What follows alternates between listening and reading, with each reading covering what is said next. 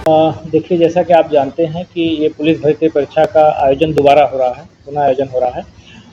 पुनः आयोजन के दौरान परीक्षा के लिए बहुत ही विस्तृत और व्यापक सुरक्षा के प्रबंध और परीक्षा को विधिवत संचालित कराने के लिए विस्तृत निर्देश हम लोगों को प्राप्त हुए हैं शासन से और भर्ती बोर्ड से। इसमें जो है परीक्षा की शुरुआत ट्रेजरी में पेपर आने से लेकर के होती है, तो ट्रेजरी का ही प्रबंध सबसे पहले हम लोगों ने पूरी ट्रेजरी को खाली करा के उसको स्पेशली इस परीक्षा के लिए ही स्ट्रांग रूम के रूप में घोषित किया और ट्रेजरी में पेपर आकर के रख गए हैं। उसके लिए प्रॉपर सुरक्षा है, वहाँ पर एक 24x7 कंट्रोल रूम बना हुआ है, पुलिस की गार्ड वहाँ पर है, सीसीटीवी कैमरे की निगरानी में प्रश्न पत्र रखे गए हैं और पूरी तरह से ट्रेजरी की सुरक्षा की गई है। इसके बाद जो केंद्रों की स्थिति जहाँ तक है, तो पूरे जनपद में हमारे यहाँ 10 परीक्षा केंद्र हैं और सभी परीक्षा केंद्रों को जो आयोग के मानक थे, यानी भर्ती बोर्ड के जो मानक थे, उस मानक के अनुरूप ही बनाया गया है और उस मानक के अनुरूप ही केंद्रों का चयन माननीय भर्ती बोर्ड ने किया है।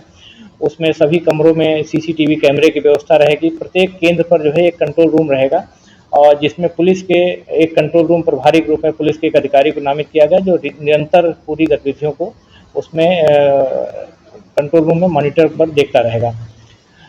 सभी परीक्षा केंद्रों पर परीक्षा सुचारू रूप से संचालित करने के लिए जो 10 सेक्टर मजिस्ट्रेट और उसके साथ साथ 2 अतिरिक्त सेक्टर मजिस्ट्रेट रिजर्व में तैनात किए गए हैं।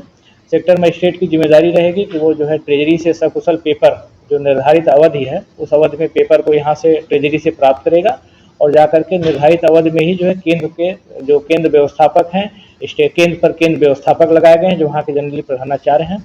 उसके साथ साथ वहाँ पर स्टैटिक मजिस्ट्रेट लगे हैं। केंद्र की व्यवस्था को सहयोग देने के लिए अतिरिक्त केंद्र व्यवस्थापक के रूप में सभी नायब तहसीलदारों को हम लोगों ने लगाया है। इसके साथ ही साथ परीक्षा सहायक के रूप में जो है राजपत्रित अधिकारियों को भी लगा रखा है। तो केंद्र पर इतने अधिकारियों की टीम लगी रहेगी जो प्रश्न पत्र को प्राप्त करेगी और जो भर्ती बोर्ड के निर्देश है उसी बोर्ड के अनुरूप आगे की कार्रवाई करेगी और परीक्षा को संचालित कराएगी। इसमें कैंडिडेट्स अपीयर होंगे। देखिए, ये परीक्षा जो है 5 दिन चलेगी और 5 दिन में जो है प्रत्येक दिन 2-2 पालियों में चलेगी। तो इन पूरे जो 10 पालियों में जो परीक्षा होगी 39,600 के लगभग अभ्यर्थी इस जिले को आवंटित हैं और वो जो है ये उसमें परीक्षा में ये प्रतिभाग करेंगे।